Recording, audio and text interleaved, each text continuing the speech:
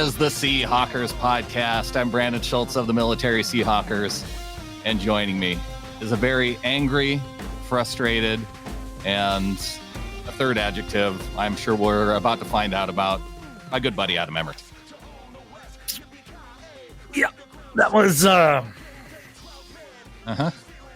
was a season that was purportedly football. What the catfish? Seriously, what the catfish?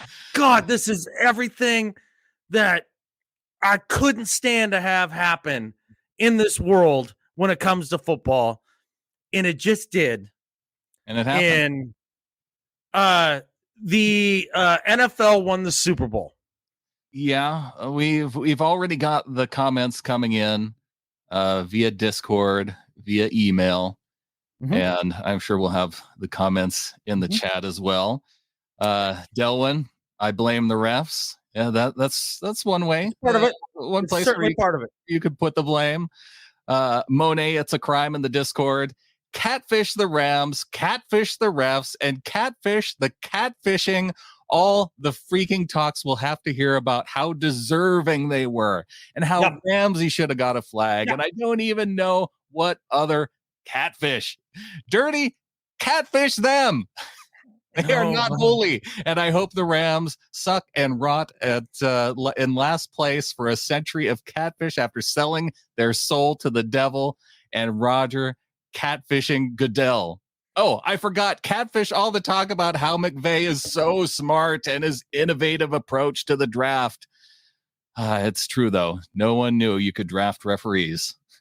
Yeah, and that's what we're gonna get to hear, right? Because how many first-round draft picks did the Rams have playing in this game that they had drafted? I'll make it easy for you. Yeah, one. Yeah, one. And so everybody's like, "Oh, well, you can just give away all your first-round draft picks and pick a mercenary team." Until the Aaron Donalds of the world dry up on your team, which. It before the game started, we got our one bright spot of hope. Now, I don't know how much I believe the fact that Aaron Donald will actually retire after getting a ring, but please, oh my gosh, please let that be the one piece of good news that we get out of this atrocity. Oh, for the love of everything that's holy in the universe, for the love of Christ, please let McVay retire and go do broadcasting and hang out with his new wife. Please let Aaron Donald just fade off into the sunset so I never have to see his face again. Please, God, let the curse that should unfold on this franchise begin this next season, because they sold out everything for this 1 year, and I'll be damned if the league wasn't going to let it fail. And boy, it just came to fruition. And I know a lot of people are going to sit here and be like, look, guys, look at that call with the touchdown right coming out of halftime. That was bullshit. Catfish! Yeah, it was bullshit. Catfish! That should have been flagged. But it was also awesome. At the beginning of... I loved it. Yeah, I loved it too. But it should have been called. It absolutely should have been called. There's no doubt about it. There's no denying it.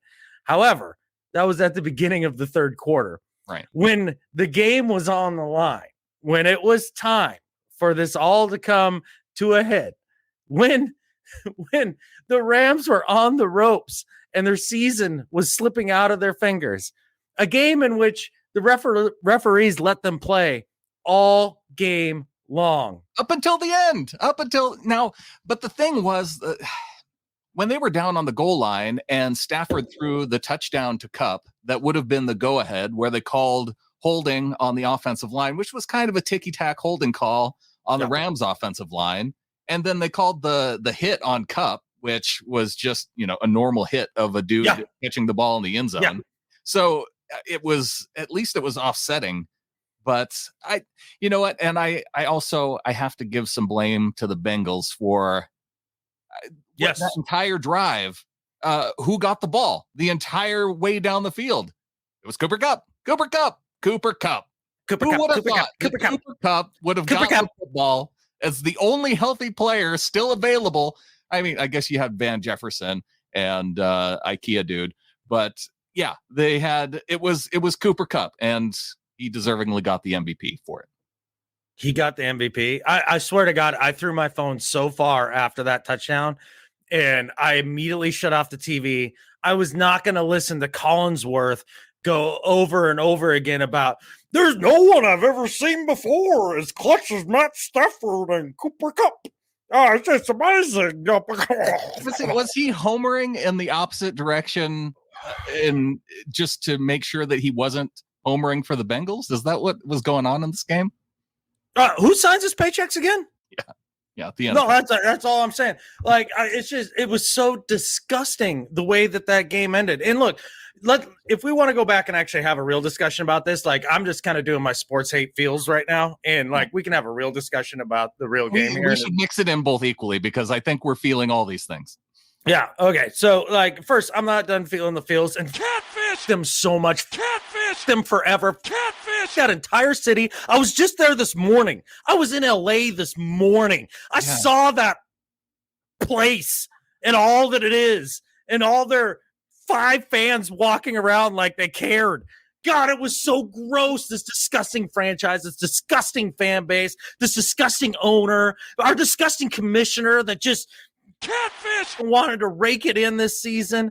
Oh God, this is just, it's so disgusting. So I had to get all of that out. Now, with that said, I have some more. I have some more. The image that will stick in my mind is of Aaron Donald with under 2 minutes to go with the Bengals with the football, and he's having to wave his arms to the stadium in which they play their home games to make noise. Yeah. Up by 3 points in the Super Bowl with less than 2 minutes, and you're waving your arms, trying to just begging the crowd that's in attendance to make some noise for you. Yeah, they damn near lost the Super Bowl in the Niners stadium. They damn near did. Yeah, it was so close. I gotta blame the Bengals a bit too, though. Like, they come out after halftime and they get the bomb and they get the touchdown. And then from that point, and they had actually mixed in the run game really well throughout the first half. And they even talked about it a little bit in the telecast, right? And you saw Mixon starting to rip off a few that were, 9-yard gains, 14-yard gains, things like that. With 5 yards of carry. Yeah. It started slowing down that Rams pass rush. And then for whatever reason, in the third quarter, they completely abandoned it. They just went 5 wide almost all the time, or they had, 4 wide in the back end. It was just so, yes, Ryan. Yes, glad that's over with. Ready for our championship offseason. Go Hawks and catfish the catfish and Rams. God, catfish them so much. So it's just a heavily uncatfished episode for those of you tuning in live via YouTube. And God, I think that's what we're all feeling. And so yes, thank you to Ryan for the super chat. Ryan, you're our first super chat. In 1,000% right and 0% wrong. Hit the nail on the head and just catfish them forever. Oh, it was so frustrating. But the Bengals, man, in the third quarter abandoned the run game. They went 5 wide. They stopped picking up stunts so that Von Miller could just loop around the outside and come up the middle every single freaking time. And Joe Burrow nearly got himself out of the game because of it. Yeah, they damn near killed Joe Burrow in the process, right? And look, I don't understand the thought process. I mean, the Rams just started teeing off on Joe. Like, I mean, they weren't even beginning to think about playing the run at that point. We couldn't buy a screen.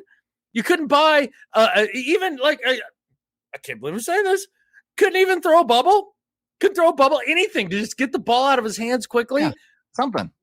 And then I don't understand their game plan from the passing angle too, because a lot of it was, well, let's target Ramsey. We're going at Ramsey. Don't care. We're not afraid of Ramsey. Well, I'm glad your balls are big. That's great. It might make up for the lack of a ring on your finger at this point. God, it was just so frustrating. They should have been running the hell out of the ball with a little bit of a lead. They could have milked the clock down. And then I had texted you in the DCH. I'm like, bring in an extra offensive lineman, 2 tight ends, double down on the run. Like, this is where you need to go. And then they did it. And guess what happened? They started moving the ball. They did move the ball, but then didn't they get into like a 3rd and 4th and short again and failed to get it? I know there were a couple times where they got in those short situations and they just could not convert. Yeah. Yep. It's true. But at least it got them into those situations instead of a incomplete first down, Joe Burrow sack on 2nd and then 3rd and 17, which is what we saw for the majority of the 3rd quarter. Yeah. And we got gave him a chance. We had 2 interceptions. And I say we as we Bengals fans. Anybody but Rams. We got 2 interceptions from Matt Stafford in this game. If you would have told me that ahead of this game and that Burrow would throw 0, I would have said, all right, here we go. Bengals win. But they still had a chance. Done. It felt so much like they took their foot off the gas in the second half for the Bengals. And I didn't expect that because they showed early in this game. What was it? Their first possession where they got into 4th and 1 when they're right toward midfield. And there they go. They're going for it. And I'm like, all right, yeah, you should, because you have to keep your foot on the gas at all times, especially against this team. And it seemed like they let up a little bit in that second half. Yeah. I mean, it's not so much that they let up as that they kept trying to run intermediate pass plays that their offensive line couldn't hold up to. They were just getting whipped. And, Burrow was doing his best. I mean, I give Burrow credit. I think he played about as well as you can in the situation. It's just really difficult considering the pass rush and the fact that I feel like McVay was just like, screw him. We're not going to worry about the run. We're just coming after Burrow every play. Good luck connecting those 50 yarders. And yeah, I mean, they did get stuffed in those short situations. And that would have been huge too, if they could have just picked up a couple first down here, first down there. And they did go for it on that 4th early in the game, and they did get stuffed. And then they gave up a touchdown right after that. Right. And so there's the downside for going on it on 4th and short. Now, with that said, I'll be totally honest with you. I was saying go for it. Oh, yeah. Go for it. And it is. You live by the sword and you die by the sword. But at the same time, it's the same thing. The Bengals play that same kind of bend but don't break style defense. And so but tackle better than we do. I think they attack the football once it's thrown better than we've seen from the Seahawks defense. But it's with that idea, though, that when you play that style of defense, okay, if it's middle of the field, you're just, saving yourself from a couple cup completions or a couple OBJ completions at that point to where they would have got to midfield anyway. Yeah. I never root for anybody to get injured. I'm sorry that he did get injured. I wasn't sad when OBJ went out of the game. One of the least likable dudes in the NFL to me. I've never enjoyed his antics. I've never enjoyed his persona. Well, it's just I don't enjoy the fact that he quit on Cleveland within 30 seconds of arriving there and continued to tank for a year and a half. And then when he finally gets to LA, now he's going to try again. And not only that, but we heard the fun anecdote about how he decided to go out and recruit Von Miller. Yeah. What a jerk.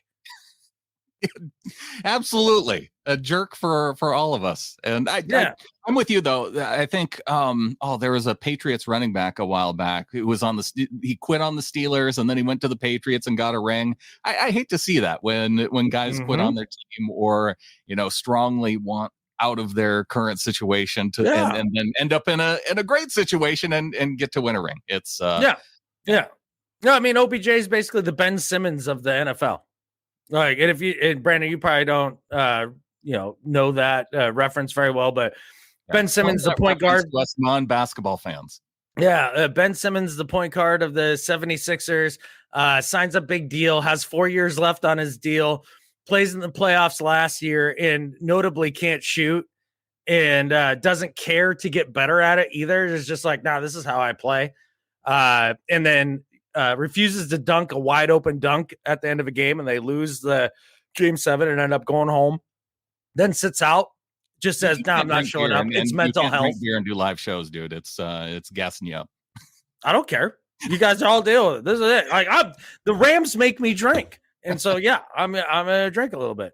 Now, But Jay has the point. This was the most egregious flag of the game, and it was mentioned on before. third down. Was it third down? Mm-hmm. Because that one and they would have gone for it on fourth down in that position anyway. It was under 2 minutes, but that was after allowing them to play the entire game. That's the moment that you're going to call holding when it was a bad throw behind Cup for one. Yeah.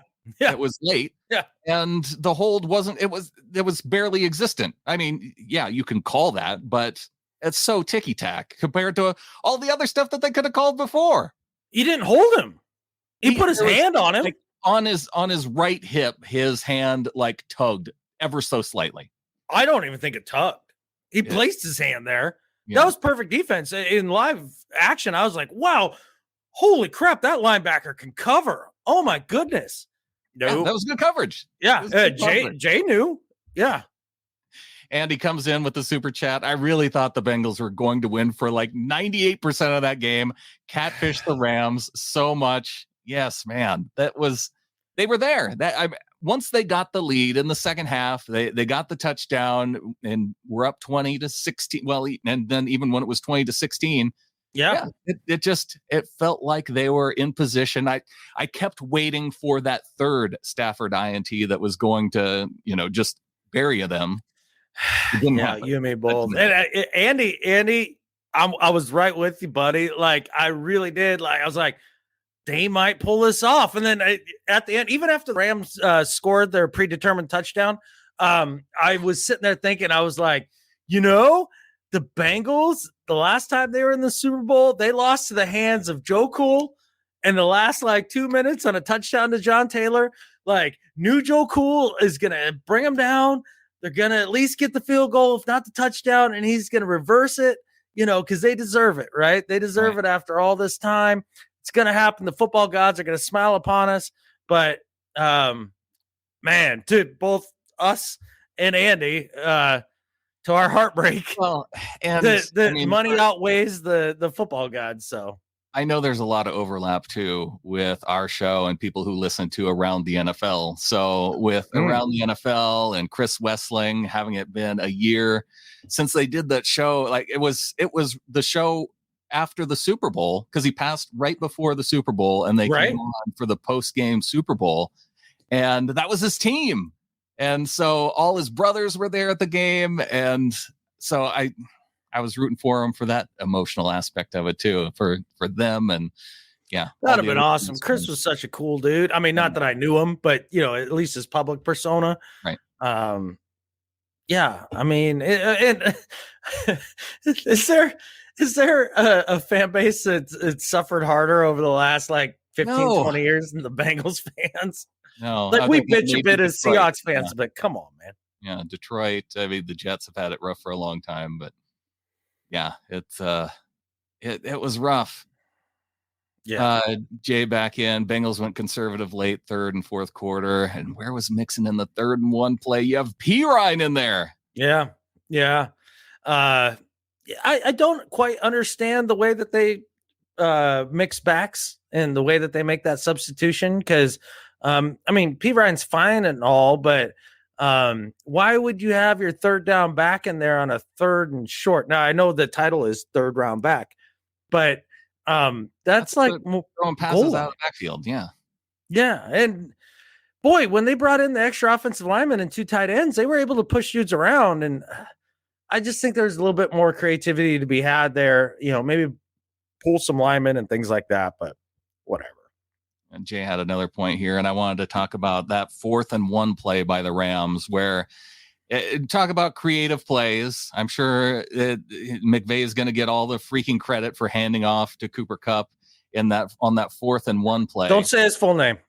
It's like if you say it 3 more times in the mirror, we might have to live through this again. It's like Bloody Mary, right? It's you just don't say the 3 times in a row, or Beetlejuice, or any of those. What Candyman? Don't say that over and over. Yeah, and I think we all know which one the most evil is. It's Cooper Kupp.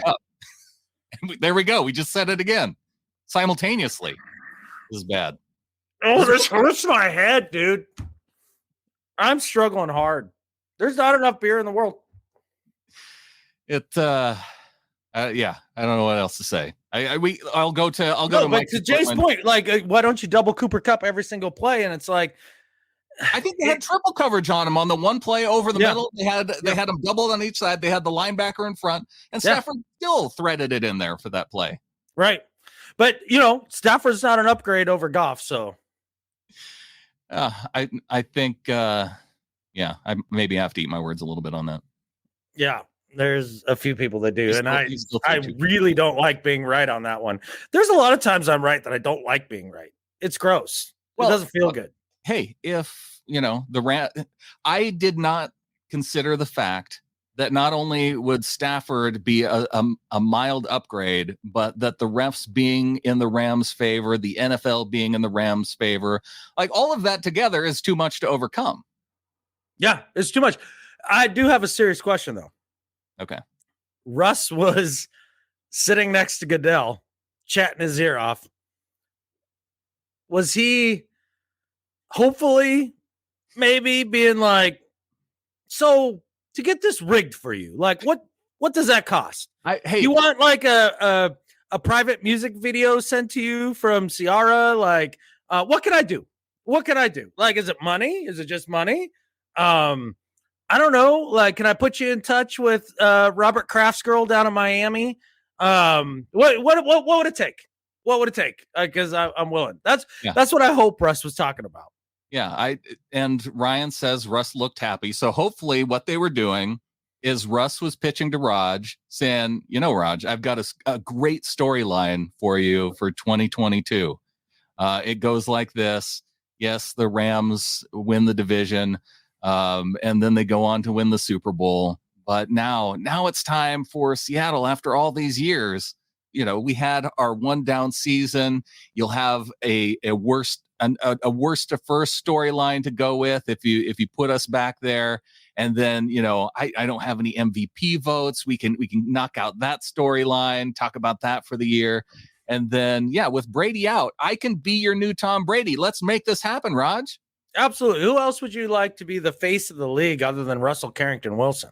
Yeah. The squeakiest of squeaky cleans. Yeah. And so at that moment, I think when we caught the video, Rod said it was after the handshake. We didn't see it on camera, but it was right after the handshake of Roger saying, Russ, you know what? Great story.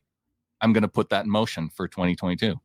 I love that idea. And of course, I mean, I hope you all, understand we're tongue in cheek here. And this it's just kind of fun to play with these things. But no, when we're doing fan fiction, you don't have to explain it to everybody. Well, that's the thing is that you kind of do because, people are people. Like, I mean, there's people in LA that are listening to this probably, and you have to explain everything to them. It just takes them a while to catch up. Yeah. So basically, as a Seahawk, like watching that Super Bowl, like if I was a member of the team and I had any sort of athletic ability, like, oh my God, my off-season workouts would be off the charts. Like I would be simmering so hard over this because they're not better. They're not. They're just not. Like you watch that game, the last game we played the Rams, they weren't better. They weren't. Yeah. Like I mean, scoreboard, but that's not like you looked at them. But go back and listen to our episode then from that game, and once again you'll see some calls. There were a lot of calls. There were a lot of calls in that one. Yeah. Mike in Portland comes in, catfish the Rams, catfish the NFL scriptwriter for rigging this whole thing up. I hope their stupid team deteriorates over this offseason and the fake new fans, quote unquote, will move on from them. Catfish the Rams. Oh, God, forever and ever and ever. You've got to get this out. I think the only silver lining here, like if we're going to kind of try to look forward, is they have sold out so much of their future for this run that they could be in shambles for a good, like one more year to compete. And then the perfect time for McVay to eject. You got your Super Bowl. You can go make a ton of money on TV. Aaron Donald's leaving. That hair gel doesn't buy itself. That hair gel doesn't buy itself. No. Like, go get that money. You gotta fill the pool with hair gel, and while you can. Yeah. I mean, no, you're 100% right. This is the perfect time for him to. I like the comment from Mike here. Holy crap, your faces. Sorry. Here we are. This is us. it. This is what it is. This is what it is. And everything that you had to say there in quotes, 100%. But yeah, please, McVay, eject now. I mean, would it be more obnoxious to hear him in the booth every week? Oh my gosh. If he can use some of that hair gel on his vocal cords and gel them up so they don't sound like razor blades tearing through your ears, his voice is so dang annoying and scratchy. Oh my god. It's like you take Patrick Mahomes' voice and take all of the fun out of it. Right. And like insert just pain and suffering, and now you've got Sean McVay's voice. It's totally true. It's the worst kind of mashup imaginable. Yeah. I bet you it's from the fumes from the hair gel every morning. Like, he's putting that in, and it seeps. There has to be an operation. Much like when people like they have jacked up noses and they're going to be on TV or in movies, they go get a nose job. Right. Can you get a vocal cord job? I don't know. I would, if I were Sean McVay, if it hasn't been done, I'd be looking into that experimental surgery to see if I could be the first, but somehow getting married, his fiance is going to have to listen to that voice say it's vows.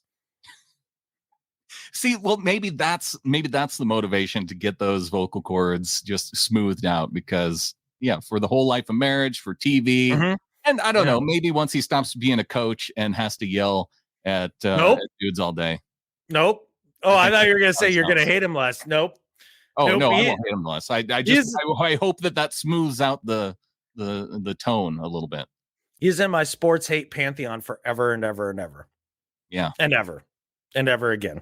More than BA? Where do you put him, above or below BA? He's above for me. So to Andy's point here in the comment here, I'll tie those together. If Aaron Donald really left, that'd be fantastic. I root for Aaron Donald to leave the NFL after this game with Sean McVay, and for BA to get jealous of all the attention that Sean gets after retiring, and for them to then enter into some sort of like WWE wrestling match that Aaron Donald is the referee, and then Aaron Donald turns heel and mushes them both into one giant puddle of sports hate goo, and just then I don't have to deal with either one of them. We just, it needs to be, it's time for it to be over. Jacob comes in, says if Joe just had a little bit more protection or a little bit better protection.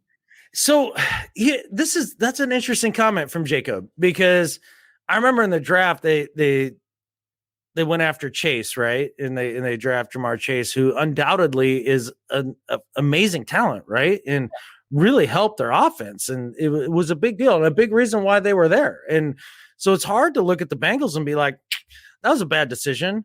But at the time, I was like, dude, you got to get some offensive linemen to protect this guy. He's mobile, but he's not that mobile, like he just blew out his knee. He's your franchise guy, and he clearly has the chops to be a franchise guy. I wonder, it's interesting. Would they have even been in the Super Bowl if they had drafted like Penei Sewell? I don't think so. I think Chase was such a huge upgrade for them. Yeah. That Burrow-Chase connection this entire year. He was the offensive player of the year for the rookies. Yeah.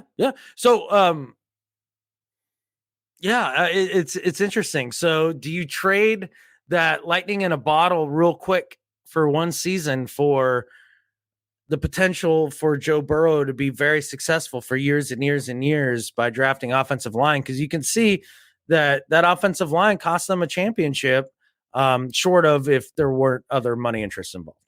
I think it was mostly guards. I feel like they can go out and get guards, though. I don't know. I haven't watched the Bengals all season to know. Have you been talking to Tom Cable again? All the guards. Just draft all the guards. Yeah, we can go out and get guards anytime. Well, let's go get one or 7. Ask him to play whatever. Hey, Tom Cable's available. He is. And I have heard some talk that they are looking at him as a replacement for Solari, who they just let go, which we'll get into on our full show and all that. They're not looking at a replacement for Solari. Solari's gone. They fired him. I know. And Andy Dickerson, they moved him up as the. Oh, that's right. Yeah. That's right. Yeah. So he was. Yeah. The big redheaded. He looks like he was redheaded. He's like Blake Griffin redheaded, I think. No. I don't know. I've only seen one picture of him. Yeah. I think they had the wrong picture for a while too. Like that's how you know when you're a small fry in anything is when they show your picture and they get you with confused with some other person with the same name. Like for me, it would be some pit crew worker in NASCAR named Adam Emmert. At least they didn't show Eric Dickerson's photo. That would have really been off. Boy, he was salty before the Super Bowl. He and the Rams don't seem to get along at all. It was Jeff Fisher ruined it for him. I think. Yeah, he still holds a grudge on that. I heard him in some interviews talking about their conversation. And how he would never come back to a Rams game while Jeff Fisher was coach. So there you go. Did he end up showing up to the Super Bowl? I didn't see him. He was on Radio Row for interviews. Oh, I bet he was there. Yeah. I don't know. He said he wasn't going to show up. What am I, Eric Dickerson's babysitter? What when you asking me if he was there? I thought you were his goggle polisher. No, that would be cool if Dickerson still rocked the goggles. Why wouldn't you? Like that's a huge whiff on his part. He could brand the catfish out of that. Andy Dickerson should rock Eric Dickerson's goggles as a tribute to his namesake, even though I don't think they're related at all. No, that doesn't seem likely. No, it'll be interesting. It'll be fun to have a conversation about Dickerson and his past and how it relates to Waldron and all that. To go back to the Super Bowl. Oh, okay. Go back to the Super Bowl. And to hear the phrase, the McVay coaching tree, again and again, he's barely out of diapers. Yeah. The 2 youngest coaches in the NFL, the McVay tree. Hey, we got a branch of that tree. Yeah. And I was excited about it. I was. I am. You're still chance to be excited. Oh no, I am. I think Waldron's gonna have a great year next year. Okay, I'm very much looking forward to that. It's just it hurts my heart a little to think that it's picking off some of the great McVay's schemes. That's fine. He'll be in TV next year. Aaron Donald will be retired. We won't have to worry about going up against that guy over and over. He can go into the Hall of Fame with a ring, so we don't have to hear about, but he was so deserving of a ring, but he never got one, even after making it twice. He can walk right into the Hall of Fame. It'll be fine. He can go in with Brady. They can. Yeah, let's start the clock now. Start the clock. Here we go. And I think with that, there's only one thing left to say. Go Hawks. Catfish the Rams. And go Hawks. And go Hawks.